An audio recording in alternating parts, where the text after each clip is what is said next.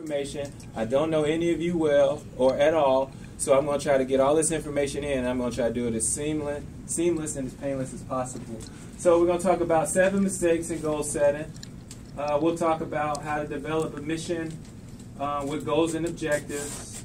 We'll talk about how you can use those goals to empower your team. So we'll flow in and out of individual and group from a context standpoint. Getting rid of roadblocks. Always some roadblocks when you're talking about goals. It's not a real goal if you don't have a roadblock.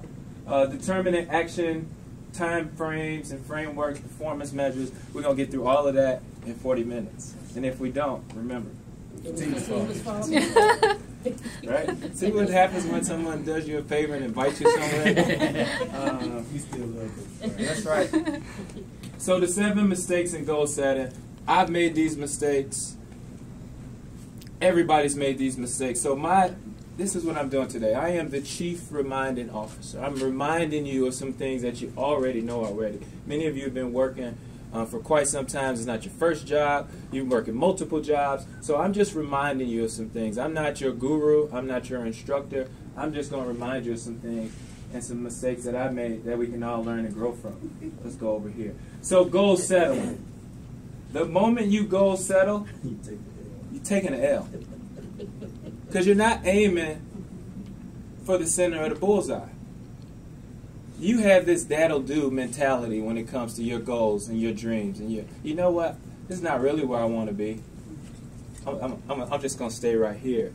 And here's the thing about the goals that you set. They're not open for negotiation.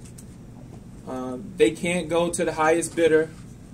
These are your goals. You believe firmly in them. You care deeply about what you want to accomplish. And this is the thing. Once you set that direction, you meditated, you prayed, however you made that decision, and it became concrete in your life, you high-fived about it, you had a beer about it, you got to set it, and you just got to go. But the moment you settle, you're already off to a bad start. You already put yourself at a disadvantage. Number 2, a lack of fear setting alongside goal setting. If that goal is not going to have me out amongst the stars, if that goal is not going to make me feel like I need some supernatural help, you settling. You playing games.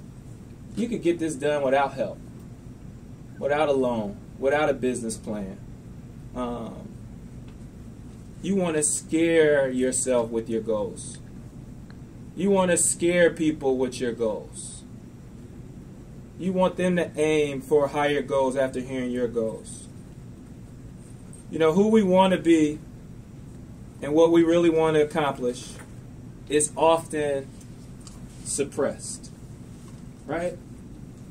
I didn't go to school for it. I didn't have a mentor.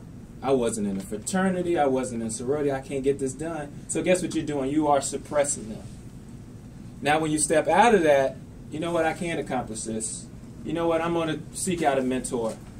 I believe I can do this. I'm going to get a website. I'm going to get some business cards. I'm going to become incorporated. That is an exercise in reverse suppression. All of that stuff that I said I couldn't do, all those things that I was settling for, now it's an exercise in reverse suppression, and it often comes when we fear set alongside goal setting. Number 3, your practical goals outweigh your aspirational goals.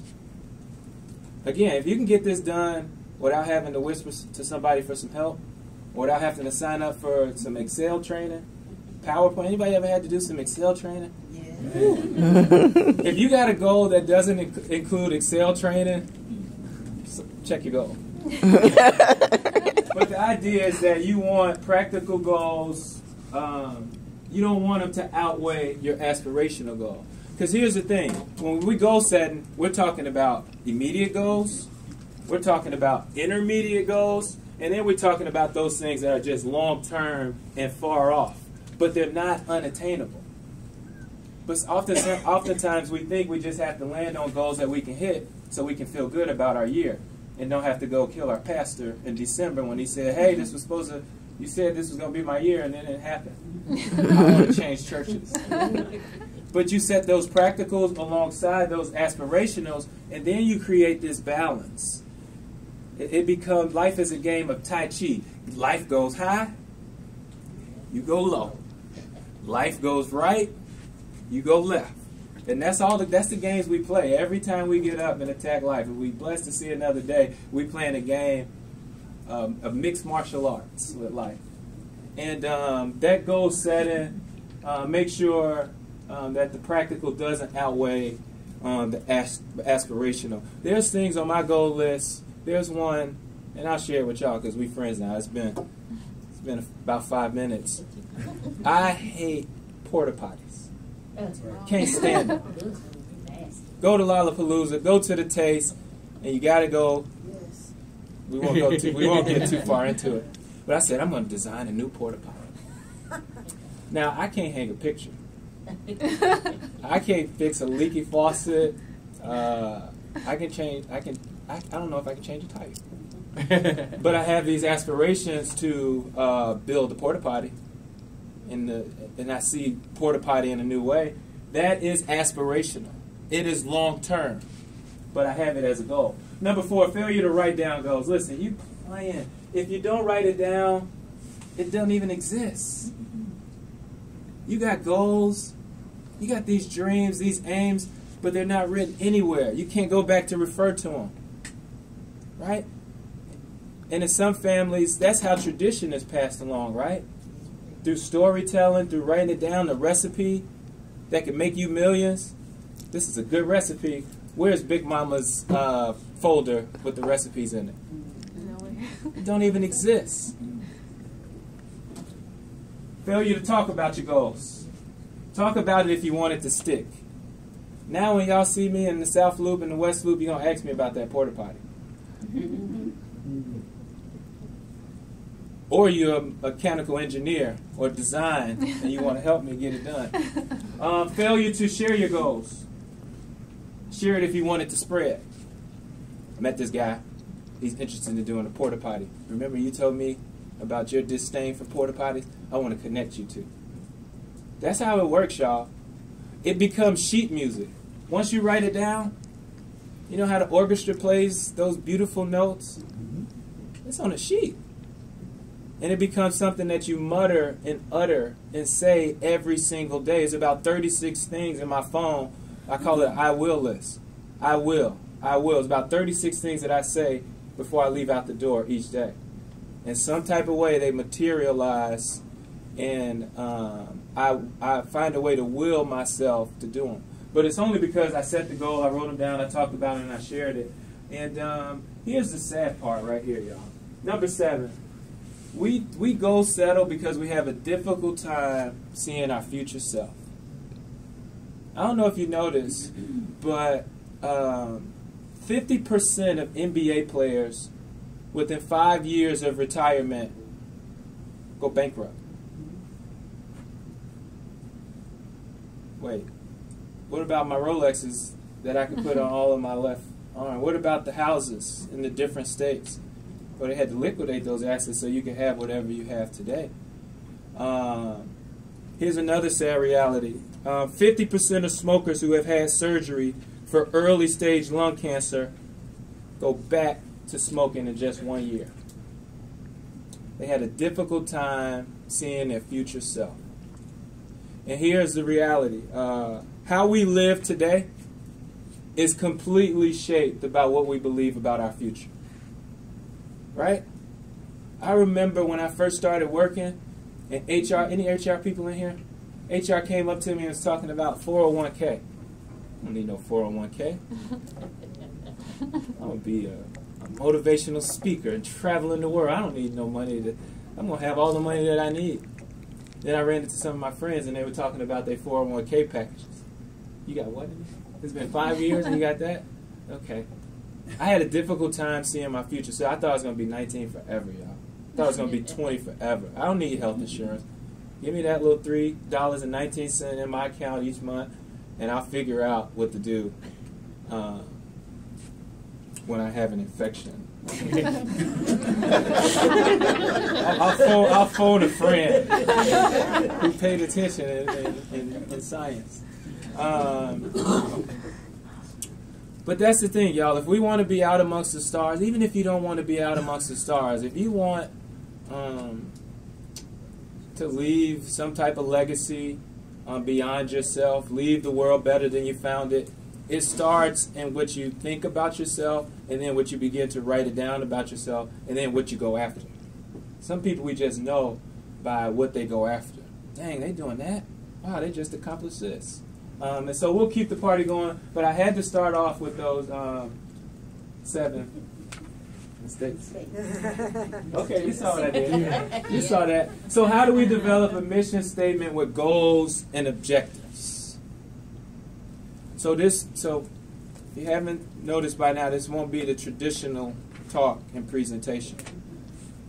I don't have a Kellogg School of Management answer for that question, or Northern Illinois University answer for that question. Go Huskies. Go Huskies. I have an everyday Tai Chi style philosophy answer to this question, and it's awareness. You want to develop a mission statement with goals, objectives. You better be aware about who you are. We just talked about that, and you better be aware about your ecosystem. Hey, awareness is the way that antelope stay off the menu of big cats in Africa. That's the level of awareness you need to operate in the city of Chicago for sure. With everything that goes on. So listen to this. An antelope's inability to be aware of his or her surroundings almost always affects their agility to move when it's time to move. Right? Mission, objectives, goal setting. You need to know when to move when it's time to move. A lack of awareness in leadership, okay, it's not always that costly. No big cat is going to come and snap your vertebrae. But if you're leading, if you have to be aware of who you are and the value that you add when you come through these doors. When you go to the PTA meeting, or the condo association, the homeowners association, or you're your kid's soccer coach. You have to be aware of the value you add. And here's what I believe. Extraordinary leaders with the highest level of awareness know the answer to these 3 questions. So everybody's alert. Everybody's taking notes. I don't need to tell you this. I normally tell people, write this one down. But if you don't know the answer to these 3 questions, I'll help you today. I believe this will help you today. You need to know what drives people to your leadership.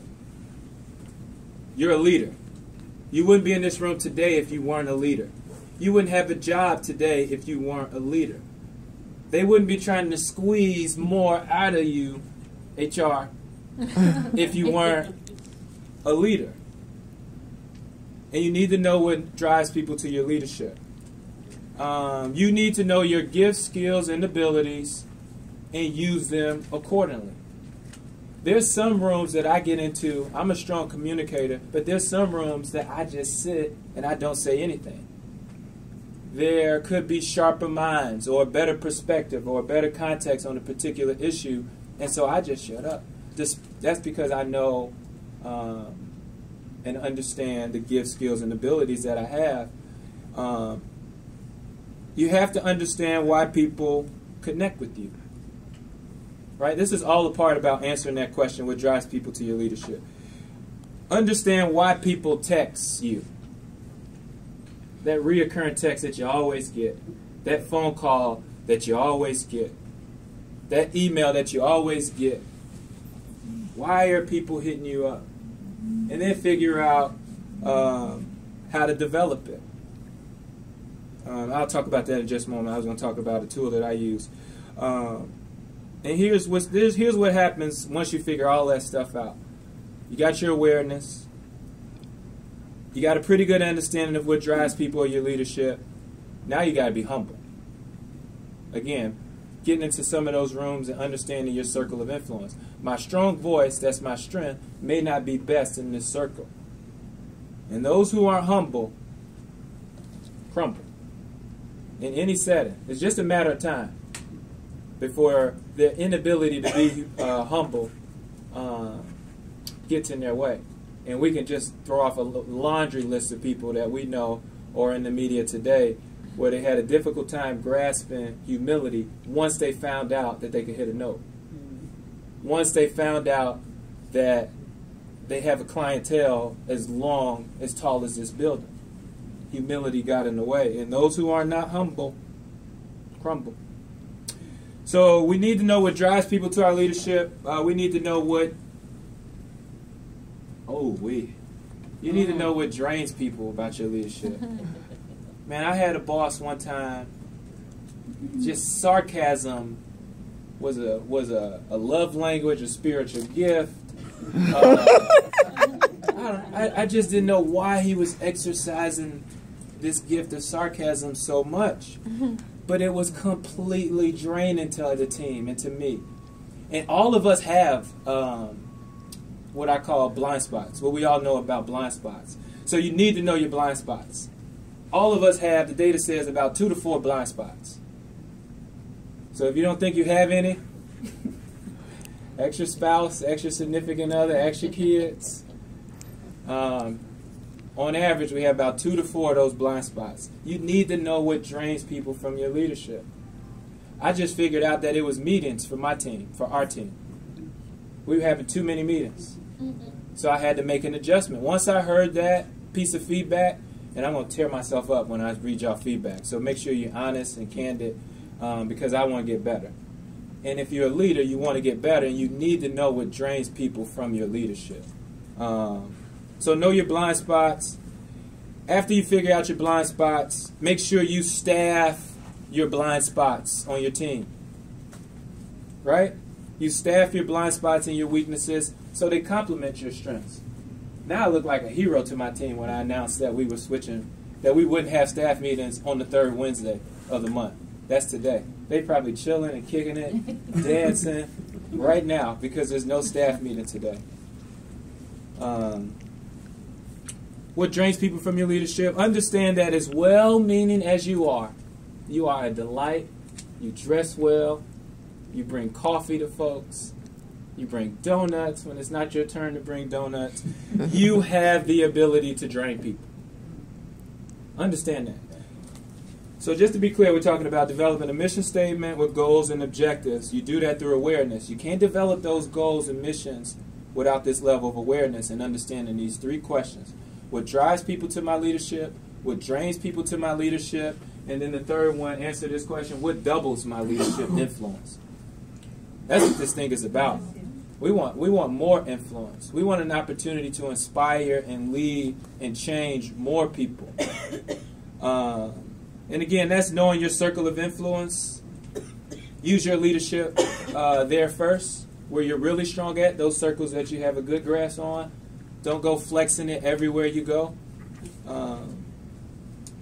One of the ways that I've been able to double my leadership influence is I created this read, watch, listen list. I'm only reading certain books and certain magazine articles. I'm only watching certain videos on YouTube, TED.com, or audio books, and then I'm only listening to a certain group of people. I used to be a millennial pastor at a church over here in the South Loop, and I was telling the millennials about this, the largest generation in our country, by the way. There'll be 75% of the workforce in 2020. Every year, I think for the next 12 years, a boomer turns 65. So that group is up next. They're not even up next. They're right there in the on-deck circle, ready to take the plate. And so I was telling them about this read, watch, listen list and why I couldn't afford to follow Soulja Boy on Instagram. I just don't have the time. I don't have time to keep up with who's Justin Bieber's newest girlfriend or what's on VH1. I'm trying to double my influence to leave this place better than I found it. Here's one that doubles your influence. You got to make sure that your network reaches across cultures, generations, and business sectors. Can't just be comfortable with your little echo chamber. Right? That's the reason why I navigated to a place like Kellogg. I navigated to an organization called the Chicago Council on Global Affairs. Chicago Ideas Week is this week. I'm a co-op member there. I'm trying to figure out how to grow my network culturally. I don't want friends that look like me, just like me. Generationally, I talked about being cool with millennials. I'm on the tail end of that, so I kind of Gen X millennial wing. And then business sectors. I never ever felt comfortable in just the church world, the civic world, the nonprofit world. I want to figure out how I can navigate all of those worlds and use my gifts and leave no potential on the table in all of those worlds. So what drives people to your leadership? What drains people from your leadership? What doubles your leadership? Once you know the answer to these three questions, you can develop a mission statement. And I know what you're thinking. That ain't sexy. I want to get to the mission statement. I want to get to the values and the vision statement. Your goals, objectives, the mission and vision will flow naturally once you do this work. It'll just happen for you. That business plan will just happen for you once you understand those three things. Your performance view will go a lot better once you understand those three things. The answer to those three questions. We're on a really good time. Yeah, so too often we move straight to the outward work that the world can see. You know, I got my website, here's my business card, here's the t-shirts if you want one, they're 2 for $20.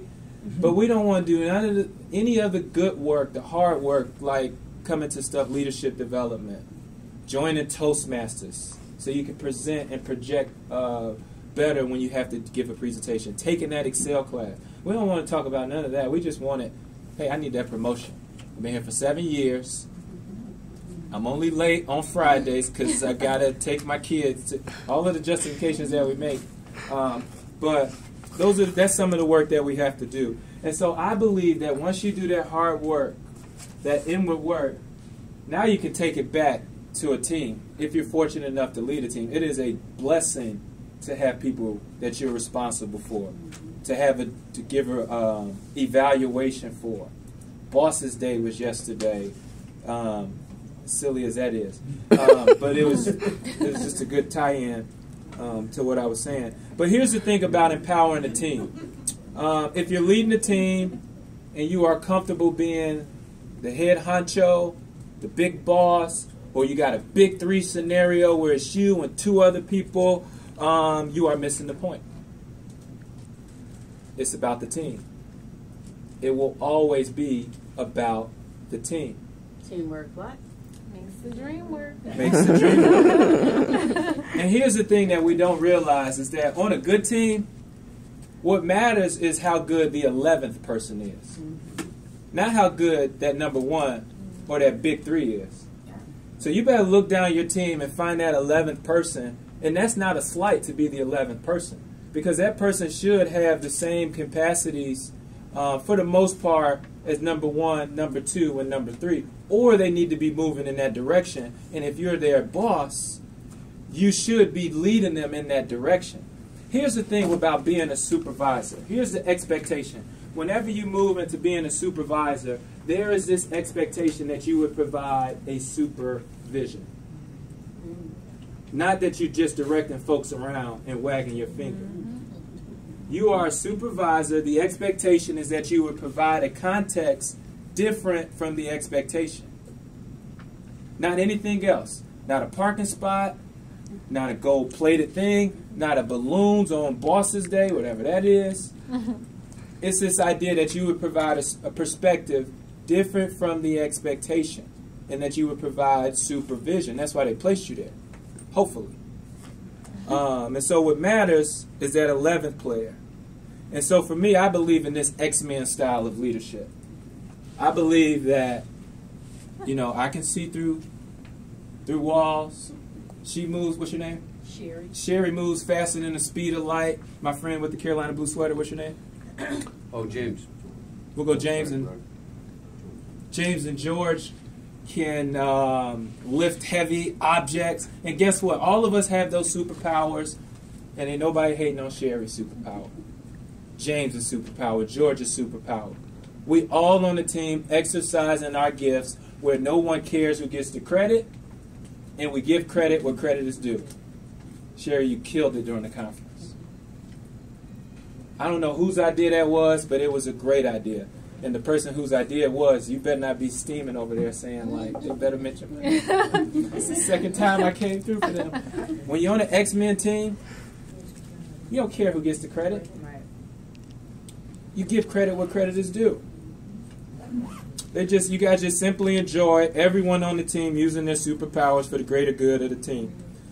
So teams that have the most challenges are the teams who care who gets the credit.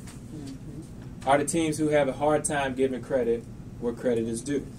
And if you lead a team, you know, I got 4 things. It's 3, 4, whatever time allows for. 4 things you need to do to create and empower yourself and your team. Because you know who you are now. You know the value that you bring. You got your missions, you got your values, you got your goals. You create spaces of meaning where all emotions can be evoked. If all of your meetings have this type of force, whew, I don't want to be on your team. I believe we're gonna have some dance instruction November 7th for staff meeting. Somebody reached out and said they just come in and teach teams dance lessons. Sign us up, please. So that's on November 7th for staff meeting. All emotions can be evoked. Now there's got to be some meetings where we're handling business. And here's what I believe the perfect communication formula is. And you can take this with your boo, your kids. Here's the perfect formula for communication. Right place, right time, right force. You mess any of those 3 up, watch out. I want to talk to you after this meeting. Or you'll get the electronic drone, the email. Hey, I didn't appreciate the force you used. Or why did you do that in front of the entire team? Or why did you catch me walking right in the morning, right when I went through all that security? I had to take my belt off, my shoes off, and now you want to ask me about goal setting. Right place, right time, right force.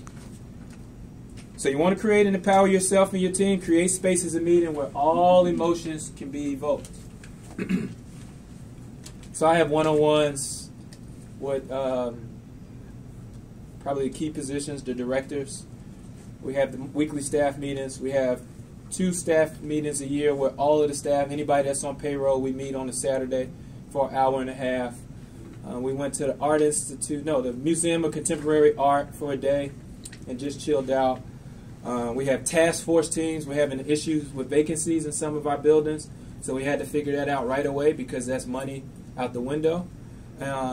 So every space that you create is an opportunity to move towards those dreams, those values, those goals that you set for one another. Create an environment where team members stand shield to shield against the competition and not spear to spear.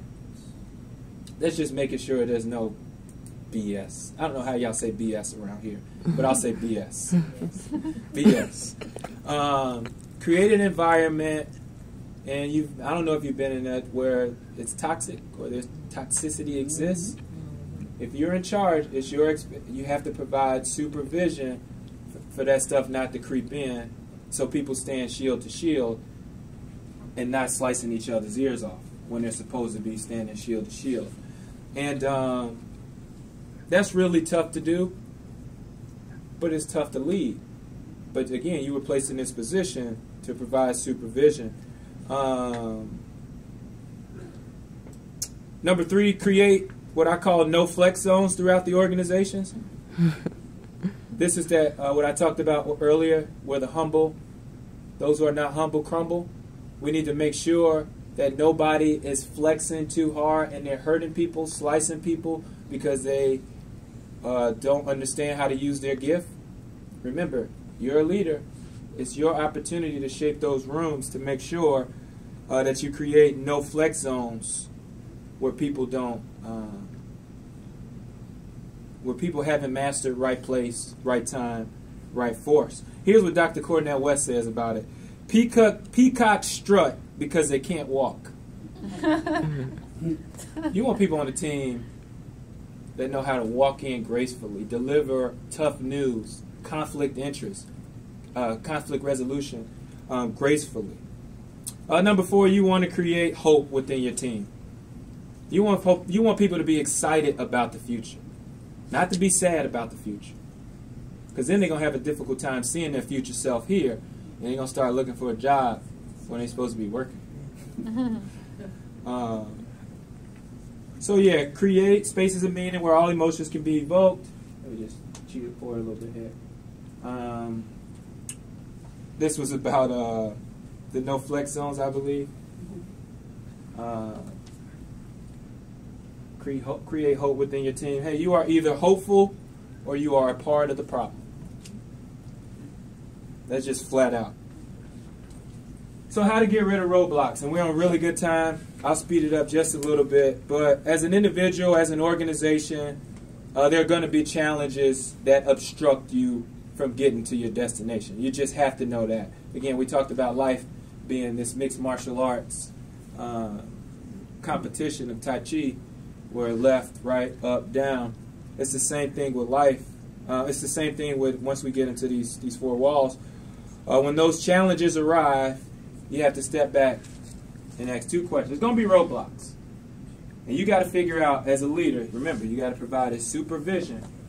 Answer this question. Is it a tension to manage? Or is it a problem to solve?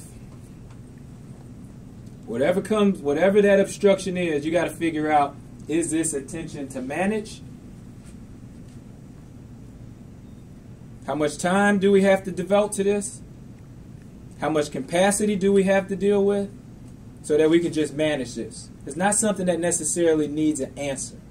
We just need to manage it so that we can continue to keep going. Right? It's kind of like sport. I hate using sports analogies, but I'm going to use one now. When your star quarterback goes down and you got to go with the backup, there are some quarterbacks that they call game managers, where you don't do anything aspirational. You don't go deep. You ain't doing any trick plays. We just need somebody to manage the game and don't mess this up for us. Because we can still get through this until Tom Brady gets back if you manage this tension well. How much time do we have to devote to this? So once you figure out, is it a tension to manage or a problem to solve? How much time do you have to devote to it? And then how much capacity